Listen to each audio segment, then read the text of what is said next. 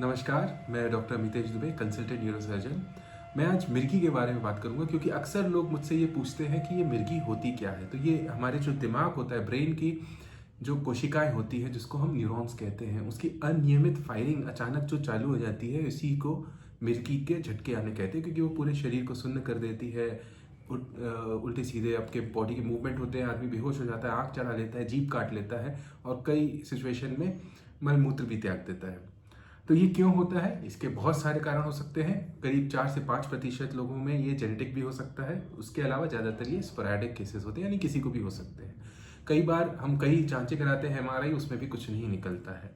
और कई बार ये दिमाग के किसी भी कोई भी तरह की अगर क्षति पहुँचती है उसमें हो सकता है। जैसे दिमाग में अगर चोट लगना, हेड इंजरी हो गई, रोड ट्रैफिक एक्सीडेंट की वजह से हो गया, या ब्रेन का ट्यूमर हो गया, या कोई इन्फेक्शन हो गया, टीबी की बीमारी हो गई, इस तरह के न्यूरोसिस्टिक सर्किसेज हो गई, इस तरह की किसी बीमारी की वजह से अगर दिमाग में क्षति पहुंचती है तो ये मिर्गी के झटके आ सकते हैं। इसका इलाज कैसे किया जाता है? इसका इलाज दवाइयों द्वारा किया जाता है, जिसे एंटी एपिलेप्टिक मेडिसिन कहते हैं। ये बहुत सारी होती है, किस तरह की मिर्गी के झटके क्यों आए हैं उसके आधार पर आपके डॉक्टर इसका इलाज करते हैं। और कई सिचुएशन में इसमें ऑपरेशन की ज़रूरत भी पड़ सकती है। एक मिर्गी के बीमारी से ग्रसित व्यक्ति को बिल्कुल नॉर्मल लाइफ जीनी चाहिए। उसे नियमित दवाई लेनी चाहिए और वो हर काम जो एक नॉर्मल व्यक्ति कर सकता है वो उसे करना चाहिए। पर उसमें कुछ बातों का ध्यान रखना पड़ेगा। कुछ एक्टिविटीज़, कुछ स्पोर्ट्स एक्टिविटीज़ ऐसी हैं जिसमें आप निडर होकर पार्टिसिपेट कर सकते हैं, जैसे कि फुटबॉल हो गया, क्रिकेट हो गया, बैडमिंटन हो गया। इसमें आप आराम से उसको पार्टिसिपेट करिए, इससे कोई किसी तरह की प्रॉब्लम नहीं आती है। दूसरा, कुछ ऐसी स्पोर्ट्स एक्टिविटी हैं जहां बहुत संभल कर पार्टिसिपेट करना चाहिए, जैसे कि स्विमिंग, क्योंकि अगर स्विमिंग के दौरान मिर्गी के झटके आते हैं तो लाइफ के लिए डेंजरस भी हो सकते हैं।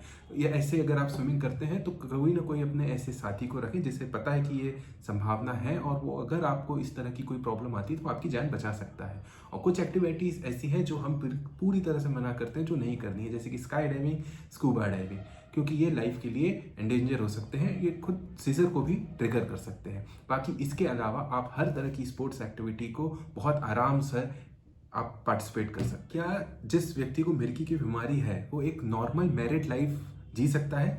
जी हाँ, बिल्कुल जी सकता है। इसके लिए आपको जो बातों का ध्यान रखना पड़ेगा वो ये है, पहली, अपनी दवाइयों को नियमित रूप से लें ताकि आपको मिर्गी का झटका आए ही ना। और इसे किसी डायबिटीज़ या हाइपरटेंशन जैसी बीमारियों की तरह समझें, जिसको आपको नियमित रूप से लंबे समय तक दवाइयों का सेवन करना पड़ सकता है। फिर शादी के पहले सबसे महत्वपूर्ण बात है कि आप अपने होने वाले पार्टनर को ये ज़रूर बताएं कि मुझको इस तरह की बीमारी है और मेरी ये दवाइयाँ चलती हैं। ज़रूरत पड़ने पर आप अपने न्यूरोसर्जन या न्यूरोफिजिशियन डॉक्टर से भी मिला सकते हैं।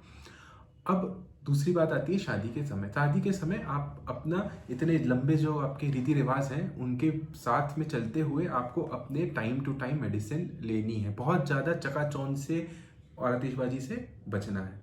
तीसरी बात, शादी के बाद अक्सर जब व्यक्ति एक प्रेगनेंसी की प्लानिंग करता है तो एक प्लानिंग के तहत होनी चाहिए, क्योंकि मिर्गी की दवाइयाँ कई इस प्रकार की भी होती हैं जिसमें जब महिलाएं उसको लेती हैं तो बच्चे को खतरा हो सकता है। तो उसके लिए क्या करें, आप अपने डॉक्टर से मिलें, क्योंकि ऐसी कई मिर्गी की दवाइयाँ आती हैं जो बच्चों पर, होने वाले बच्चे पर प्रभाव नहीं डालती।